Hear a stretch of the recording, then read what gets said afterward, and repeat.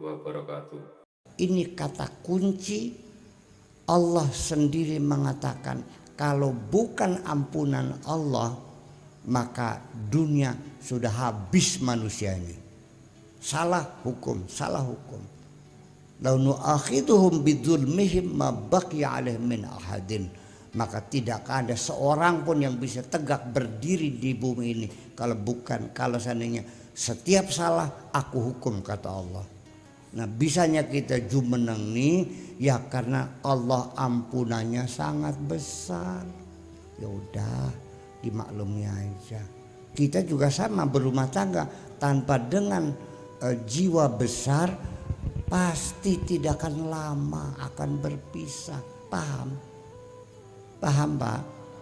Sing gede pangapurane dikomunikasikan dulu dan kita bicarakan. Kalau merengkel ya jangan bertengkar, jadi gimana dirundingkan, ada namanya dibuka dialog dulu, tawar menawar, perlu bargaining dulu, baiknya gimana, lu ngalah segitu saya ngalah segini, yuk win-win solution bagaimana baiknya, kan gitu ada. Dan jangan sekali-kali sang suami merasa punya otoritas mutlak bisa memaksa istrinya, apalagi sampai mukul. Tidak dibenarkan di negeri ini suami mukul istri. Stop. Sudah, itu yang sudah dulu. Dan kita tidak usah menyalahkan. Itu zaman dulu. Sekarang suami tidak boleh memukul istrinya. Kalau dipukul lapor polsek, visum, masuk penjara suami. Paham? Udah. Dan dikontrol, diawasi. Ada hak, ada Komnas Perlindungan Perempuan. Hawasnya dituntut sekarang karena manusia sekarang harus dihormati. Maling juga tangkap, boleh nggak polisi ngebugin maling? Sekarang maling boleh nggak digebugin? Nggak boleh, dihukum berdasarkan aturan undang-undang pasal sekian, tok palu masuk penjara, nggak bisa ngukumi sendiri itu.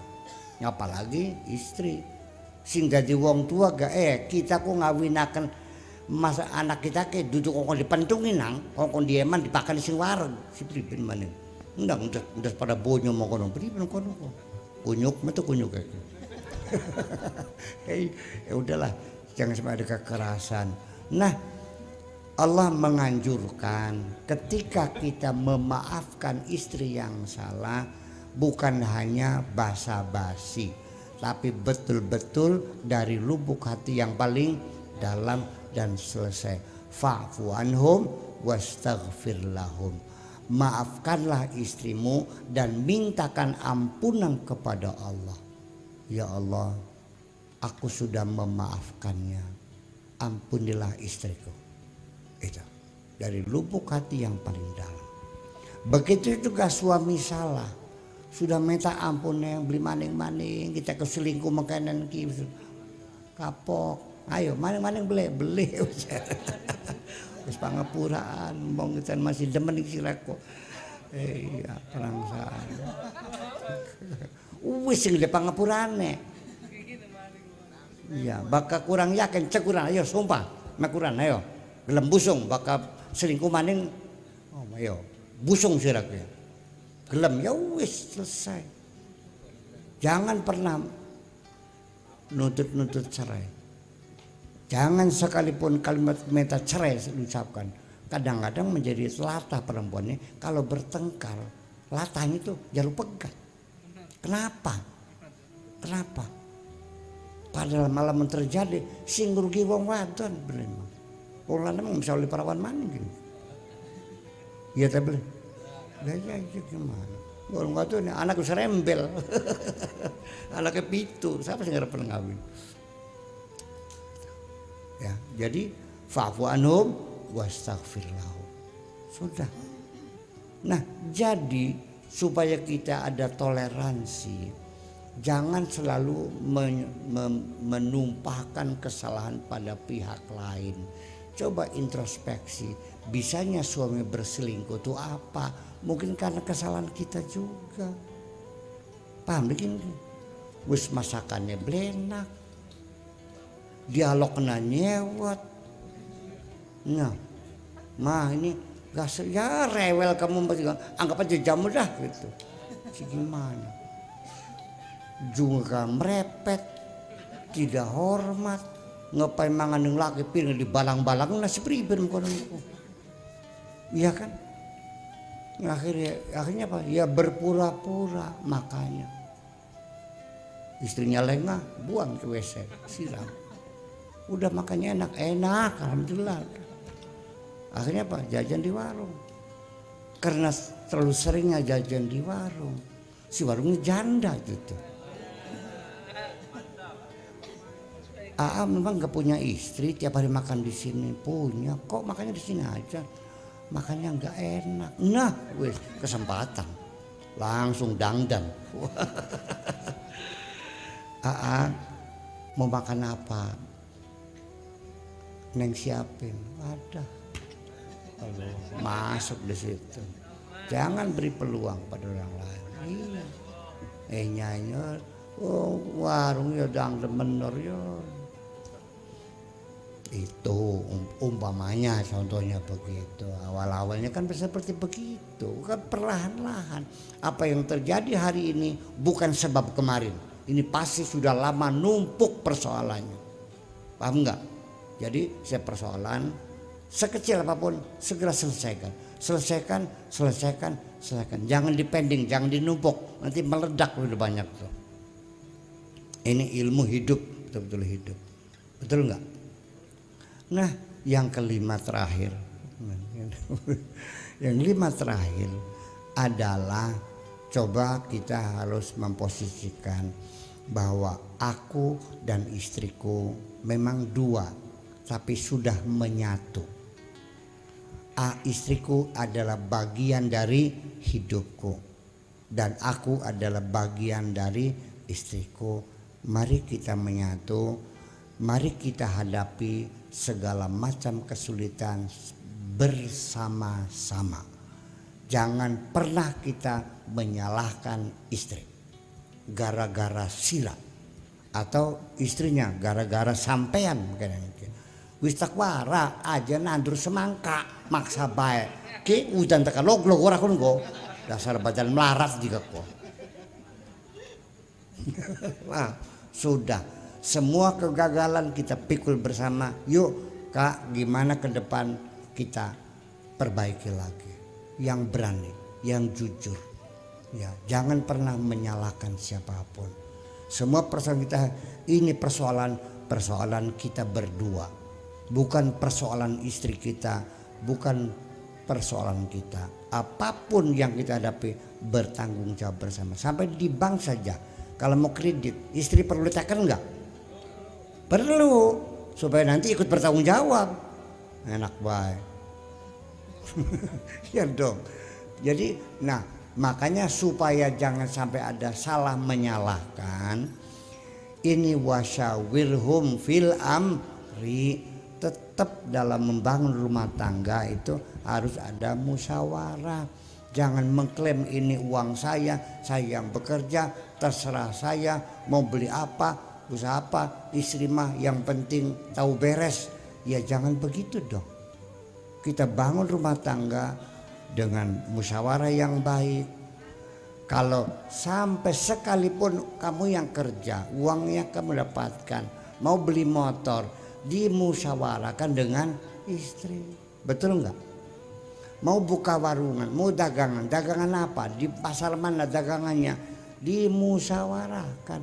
Sebab kalau sudah musyawarah nanti menghindari tidak akan muncul istri kita menyalahkan. Betul enggak? Kan sudah dimusyawarahkan, kan sepakat bersama. Nah biasanya saling salah menyalahkan tuh karena teman kita, teman hidup kita tidak dilibatkan mengambil keputusan. Kertak-kertak dewek baik. Ini semuanya adalah ilmu yang harus dimiliki secara psikologis bagi siapapun yang ingin masuk dalam dunia rumah tangga yang bahagia. Saya tidak banyak dalil dalam ini, kita rasional saja karena dalil-dalil yang ada itu pada zaman dahulu Kala abad ke-7 kita sudah abad ke-21, problematikanya berbeda, maka yuk kita hadapi persoalan dunia ini dengan logika kita. Al-Quran dan Al-Hadis adalah standar kita untuk berpikir saja. Tetapi itulah makanya ketika kita menemukan ayat-ayat segala macam begini,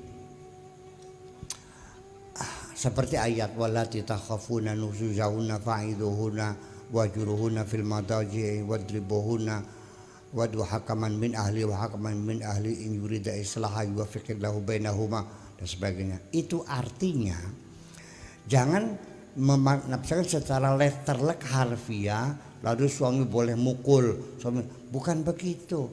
Ini alurnya adalah bahwa Islam sendiri menganjurkan, menekankan jangan mudah melakukan perceraian, tapi ada tahapan-tahapan. Pertama, wallati takhafuna nusuzahunna fa'iduhunna. Kalau sudah ada pembangkangan dari istri, ya cobalah jangan keburu cerai, dinasehati dulu, dikonsultasikan dulu, paham? Bokat lebih saya nyambat takula buya tulung omongan Arabi kula beli apa orang jual buruan kita mah iya sambil saling biasanya juga kalau yang menasihati istrinya suaminya lagi bertengkar biasanya nggak masuk, harus pakai orang kesepuhan ya bahkan gitu dipanggil nyambat, silakan nyambat. Nah kalau sudah saya tinggal mampan wajuruhunna fil madaji, bisa ranjang dulu, suruh merenung ya, sok sebulan, 2 bulan, 3 bulan barangkali sadar. Yang setelah itu fadribuhunna, dipres, jajannya dikurangi dan sebagainya, kan gitu, bukan dipukul ya.